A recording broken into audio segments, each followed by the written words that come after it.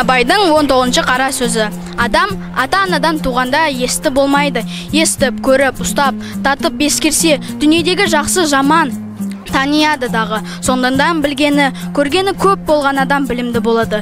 Естілердің айтқан сөздерін ескеріп жүрген кісі өзі де есті болады. Дитя человеческое не рождается на свет разумным, только слушая, созерцая, пробуя все на ощупь и на вкус. Оно начинает познавать разницу между хорошим и плохим. Многое можно усвоить, понимая словам разумных людей. A child is not born a reasonable being. It's only by listening and watching, examining everything by touching and tasting, that is learn what is good and what is bad. The more it knows, the more a child knows and hears, the more it knows.